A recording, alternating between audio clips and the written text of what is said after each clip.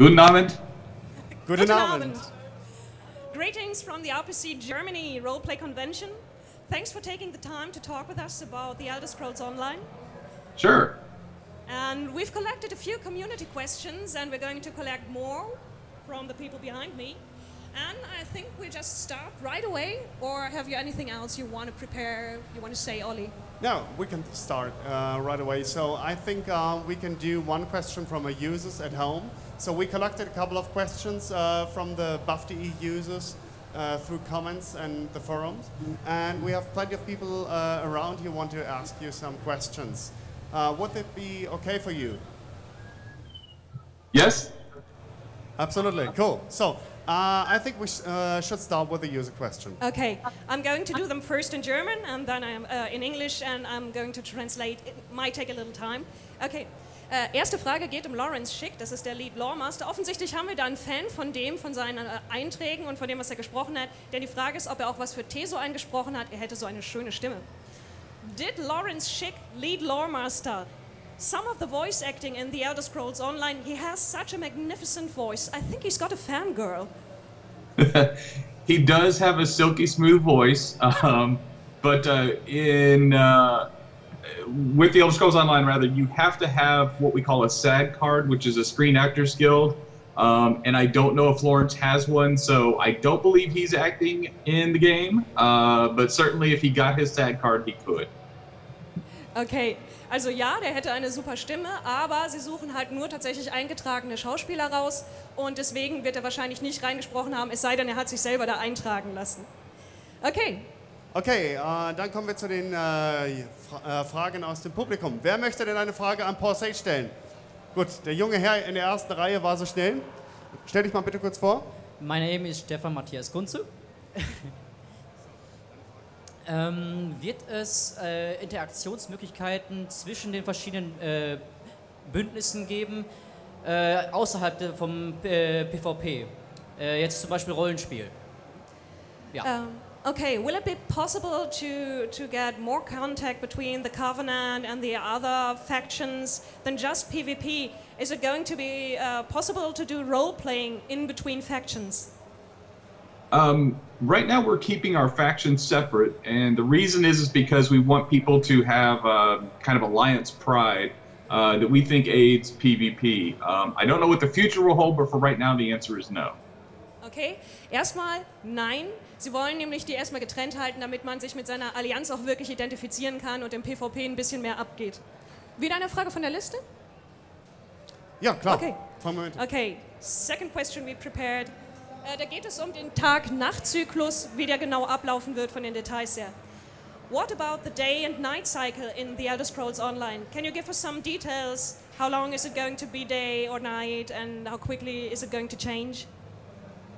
Yeah, so the day-night cycle is definitely there. Roughly, it's about 4 times as fast as time passes on Earth, of course.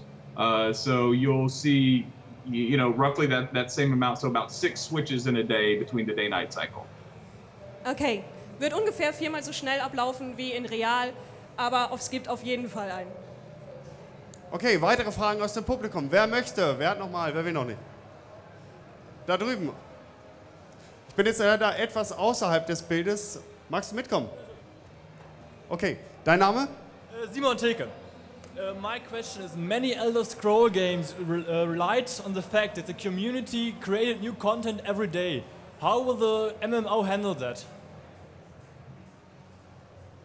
Did you get that? I can repeat it because he gets the sound from my headphones. He asked, Elder Scrolls games traditionally have a huge modding community that create new content. Is there going to be a way to do that for the MMO? So the first and easiest way that you're going to see is through our UI. So we have the UI is done in Lua, which allows people to mod the UI. From there, we'll see what happens as the game progresses, but that's how we're going to start out, as allowing people to kind of edit the UI at first. Okay. Was man tatsächlich von Anfang an modden kann, ist das Interface. Das haben sie so gestaltet, dass jeder da halt eben seine Änderungen einbringen kann, aber ansonsten ist das erstmal nicht vorgesehen. Okay, danke. Okay. Thank you. So, Dritte Frage von der Liste geht darum, ob es ein Auktionshaus geben wird. Will there be an auction house in the game? There will be what we call a kind of a large-scale player trade mechanism. We haven't really released details on it yet. We want it to be something that is a little bit, I'd say, more focused than a huge broad-scale one. So that is where we're going. And we want to keep that smaller community growing outward, so to speak. Also es wird eine Möglichkeit geben, Handel zu treiben unter den Spielern, aber sie wollen es ein bisschen enger halten als normalerweise in einem Auktionshaus und nicht die ganze große Bandbreite fahren, aber das wird sich wahrscheinlich auch noch entwickeln, wie genau es aussehen wird. Olli? Olli? Ja, hier bin ich. Okay, next okay, question. Ich habe den nächsten Fragesteller aus dem Publikum. I've got the next one from the audience. Please introduce yourself and ask your question. My name is Julian. I'm a raider or officer in the German WoW Raiding Guild Genuine. And my question would be about raids. Can you give us a slight teaser what to expect, especially at launch? I know there haven't been any details announced and you guys are keeping it quite short, but maybe just a small teaser. Raids, yeah. Okay, so he's from a raiding guild, and of course he's interested whether there are going to be raids, and if you can tell us anything about it. So what we've talked about is adventure zones. So I'll try to give you a little bit of detail about adventure zones and a little bit that's known, which is our adventure zones are really for, say, around, I'd say a group of 4 can go into the adventure zone, and then there'll be certain areas within the adventure zone where you'll get large groups together of 24 players. There'll be a lot of different activities for those different size groups, but we do have special things planned for really large groups or 24 players. So yes, there will be something of that nature. We haven't gone into the details yet. Okay, Details kann er noch nicht verraten, aber sie haben sogenannte Abenteuerzonen, wo man zunächst einmal mit 4 Leuten rein kann, aber sie haben auch welche geplant mit größerem Maßstab. Das geht schon, glaube ich, in die Richtung. Okay, next question from the list. Erstmal auf Deutsch. Da geht es darum, ob es eine klassische Itemspirale geben wird. Are you planning to integrate a classic item progression? So, yes, we are planning to introduce item progression. Item progression is one of the fun things that you can do in any RPG. The reason why we feel item progression is so important is because it kind of gives you that watermark, so to speak, of how you relate to other players and what your power level is. So absolutely going to have a really fun weapon progression and item progression. Okay, ja, es wird eine Itemspirale geben, weil sie wollen, dass man weiß, wo ist man gerade, wie kann man sich mit anderen Spielern vergleichen und da halt ein festes Gefühl für hat. Nächste Frage aus dem Publikum. Ich habe noch eine weitere Frage. Yes, another question from the audience. So, please introduce yourself and what is your question? Hi, I'm Jasmine. Und meine Frage wäre, es gibt ja eine riesengroße Rollenspiel-Community in TESO und ob es spezielle Inhalte für Rollenspieler gibt, wie eigengeschriebene Emotes oder sowas wie Zierkleidung, die man über die andere Rüstung legen kann, wie zum Beispiel in Lotro, wo es so ein System gibt. Okay. Her question is about role-playing. Will there be any content, especially for role players, special zones or special, I think, adornments, things you can show off your alliance or something? Yeah, so we absolutely want to appeal to everybody. And with role players, one of the things that we're introducing is costumes. So we actually have a fully a slot on our character that you can put a costume in. And so with one quick drag, you can change the entire way your character looks into different costumes. And so there's a collection game that falls into different costumes. That's just a hint of what we're doing for role players. There's going to be a lot more features for role players. Okay, Sie haben eine Menge geplant, aber was er jetzt auf jeden Fall schon sagen kann, es gibt einen Kostümslot, dass man halt mit einem Klick sein Outfit ändern kann. Okay, next question from the list. Frage ist, ich glaube, das interessiert jeden, wann werden mehr Einladungen für die Closed Beta rausgeschickt? When will you invite more people to the Closed Beta? Big question. So the Closed Beta, right now, we have to hit what we call certain gates or milestones for the number of players. That tests not only the game and the game design, but the technology behind it. And when we reach the levels we want to reach, we invite more and more people in. So what will happen is it will expand kind of slowly at first as we invite more people in. But then as we hit these gates and hit these milestones, it'll expand much quicker later in the year. Okay.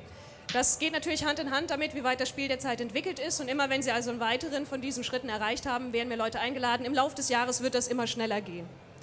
Olli, hast du wieder jemanden? Yes, we have another question from the audience. Please stand up and introduce yourself. I'm Jannis. Also meine Frage ist, ob es überhaupt in den Raids Bosse gibt, also so wie in WoW, dass man durch einen Raid durchläuft, 3, 4 Bosse legt und dann ist der Raid vorbei. Oder ob es halt nur so kleine Areale sind, wo dann ein bisschen so Abenteuer ist und mehr nicht. Okay. His question is about the adventure zones or raids, and he wants to know whether there will be classic bosses, huge boss fights, or whether it's going to be more an open zone and little mobs. Sure. So to delve deeper into it, it's going to be a large open zone. And so what I mentioned before about 4 players is kind of the launching point for that zone. And then from there, what we do is we have areas where there are these big raids. And what we're looking at is less about single monsters and more about a full experience where people might have to go off in different directions. You might have to branch off 5 people from your group here, 5 people here, and attack things kind of in parallel and with timing. Okay, es geht Ihnen bei diesen Begegnungen weniger darum, dass es sich um ein einzelnes Monster dreht, sondern er sagt, es soll eine taktische Komponente haben, dass man seine Gruppe auch aufteilen muss und die eine muss hierhin was erledigen und die andere dahin, dass also wirklich Dinge parallel laufen und man kommunizieren muss. So, next question from the list. Hier wird gefragt, ob es Makros geben wird, die auch eine Sprachausgabe haben. Will there be any voiced macros? I'm sorry, what was that? Will there be any voiced macros? So can you write macros that also have voiceover? Currently, we don't have anything like that, no. Okay, haben Sie nicht geplant derzeit. Das war schnell. Olli, hast du schon wieder jemanden gefunden oder soll ich weitermachen? They are still thinking what to ask next, so please do another one from the list. Okay, I'll do another one from the list. Okay. Die nächste Frage dreht sich um Mounts, ob es welche geben wird. Will there be mounts in the game? There will be mounts in the game. So here's a little sneak peek. Our mounts aren't just mounts that you pick up. Players will actually be able to feed their mounts, and the way they feed their mounts will determine how their mounts will grow. So they'll actually get to determine certain paths of their mounts and how they behave. Okay, es wird nicht nur Mounts geben, sondern man kann die auch dafür sorgen, dass die sich unterschiedlich entwickeln, indem man sie mit unterschiedlichen Dingen füttert und dann können die unterschiedliche Pfade einschlagen und verschiedene Eigenschaften entwickeln. Sind wir soweit, Olli? Jawohl, ich komme jetzt ganz kurz nochmal nach vorne. Wir haben unseren ersten Fragesteller nochmal. Okay, hau rein. Wird es möglich sein, dass es in einer Gilde gleich 3 Pakte geben kann? Also eine Gilde und 3 Pakte, nur einer Gilde. Also eine Gilde mit Spielern aus 3 verschiedenen Fraktionen. Okay. Is it going to be possible to have a guild with people from all 3 factions? Yes, it is going to be possible to have a guild with all 3 factions. The reason is because your guild affiliation, you can have 5 guilds you can join, and the guilds that you join are going to be based off your account. And so you'll have any of your characters can be in any of the guilds you choose to be in. Okay, man kann in 5 verschiedenen Gilden sein und das ist nicht für den Charakter, sondern jeweils für den Account gedacht. Und da man ja in jeder Fraktion spielen kann, ist es fraktionsübergreifend. I think they like that. Okay, so next one from the list. Geht darum, was für PvP-Belohnungen wird es geben. Can you tell us anything about the PvP rewards? So sure. Right now, PvP, there are several different rewards. We have what we call alliance points. Which you get through various activities, whether it's taking a keep, killing players of the opposing faction, or whatever. And the alliance points can be used to buy different things like different armor, different weapons, and things like that mean you don't have to PvE if you want to just strictly PvP. And then I'll hold off while you translate that for a second part of it.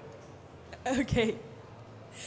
Okay, also ja, man wird mit unterschiedlichen Handlungen, nicht nur indem man Gegner besiegt, sondern auch indem man irgendwie Orte einnimmt und dergleichen, Allianzpunkte bekommen und von denen kann man sich dann auch wieder Items und dergleichen holen.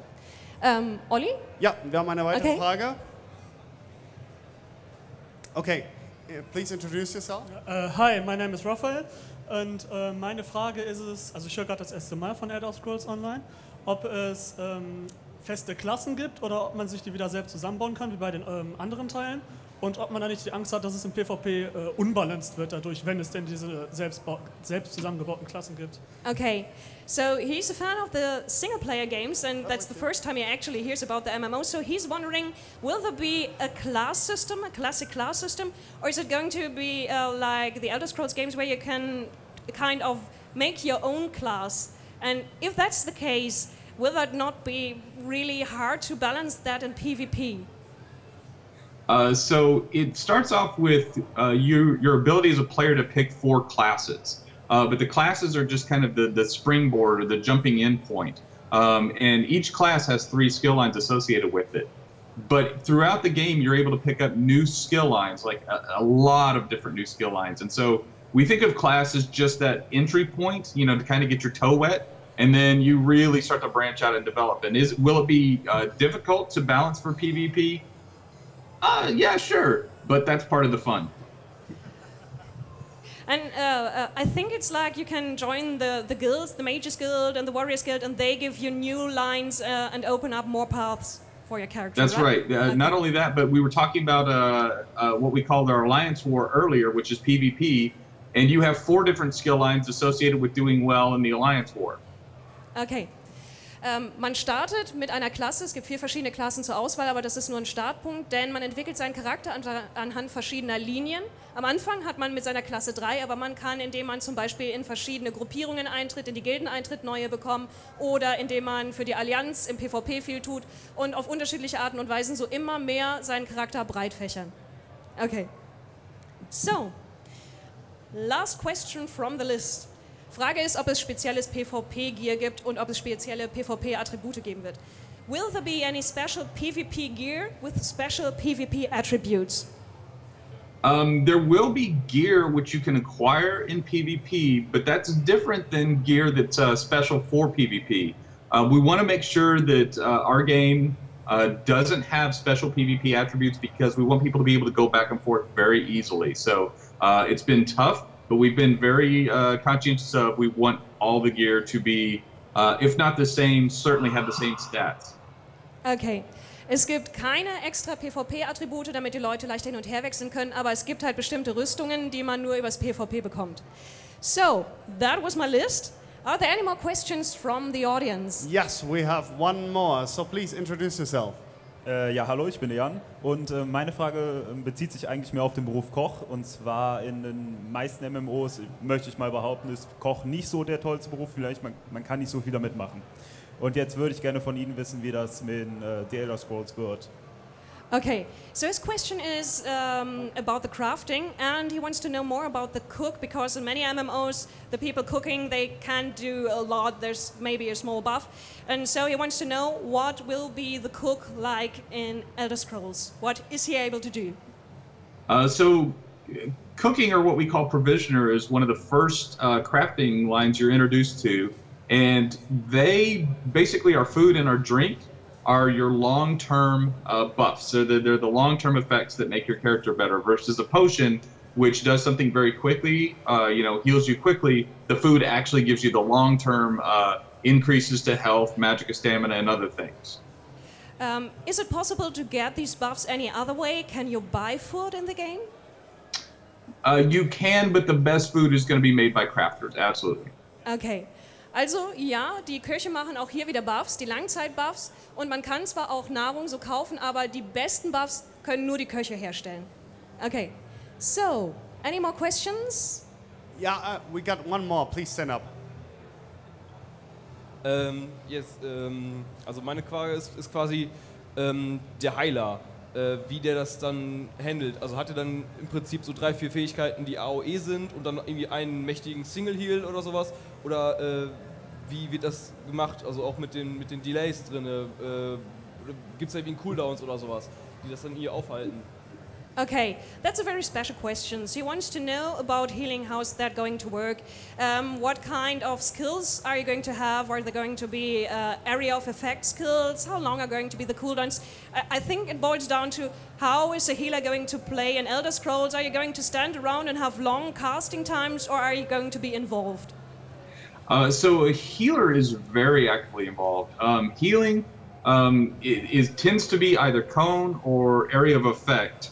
And it always affects the person that's needed the most, or in a cone, who you happen to be looking at. It's very active. You never have a cooldown. We don't like cooldowns. It's all based off your magic and stamina. And of course, there's a lot of different ways to heal. There's potions. There's the abilities from the Templar line. There's the abilities from the healing staff line. So it's very active. You'll be fighting alongside your friends, and you'll heal when you need to. Okay, keine Cooldowns, Sie mögen die nicht, offensichtlich. Man soll sehr aktiv eingebunden sein. Und in erster Linie gibt es also Effekte, die entweder ein AOE sind oder halt in einem Trichter von einem weg sind. Das heißt, man muss auch auf seine Positionierung achten und dann target es jeweils den, der das am meisten braucht, offensichtlich in der Fläche, die man ausgewählt hat. Okay, so. Wir haben noch eine weitere Frage. Okay. Hallo, mein Name ist Christian. Meine Frage ist die Herstellungsberufe. Oh! Ja, ich bemühe mich, das wieder hinzubekommen. Mach mal, warte mal. Okay.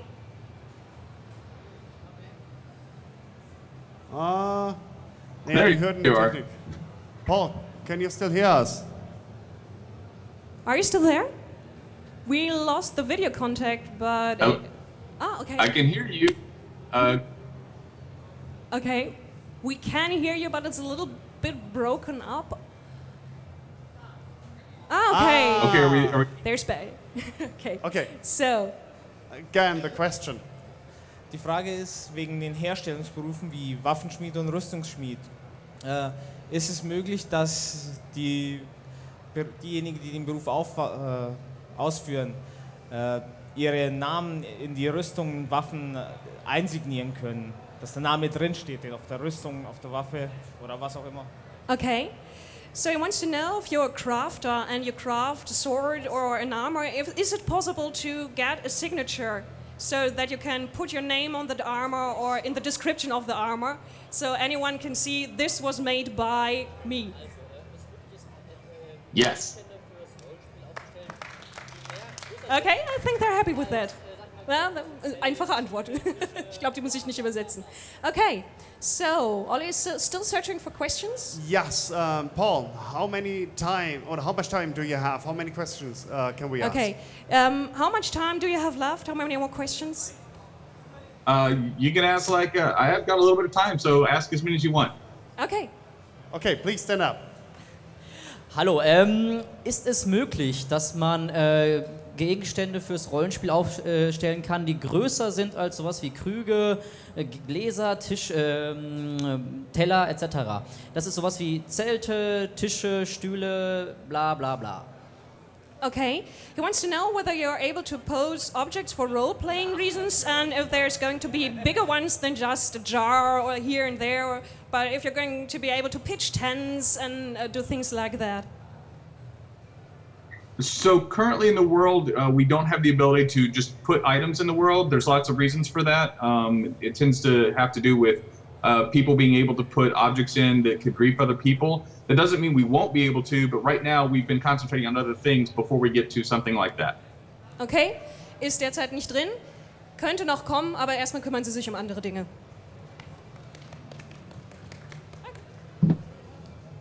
Any more questions? Noch irgendwelche Fragen? Irgendwer? Okay. Okay. So, I think we're done here. All questions asked. Thank you very much for taking the time. And I think, put your hands together for Paul Sage. Thank you very much. Ein Riesenapplaus für Paul Thank Sage, you. Creative Director von The Elder Scrolls Online bei ZeniMax Online Studios. Ich finde es klasse, weil er hat es jetzt gerade Sonntag früh morgens bei sich. Von daher finde ich es unglaublich toll, dass er sich die Zeit für uns genommen hat. Nochmal einen Riesenapplaus. Los, für Paul. Okay. So, come thanks see us at again. Gamescom in August. Okay. Wir sehen uns auf der Gamescom im August. So, see you then. Thank you very much. Enjoy your Sunday. All right, thanks. Goodbye. Goodbye.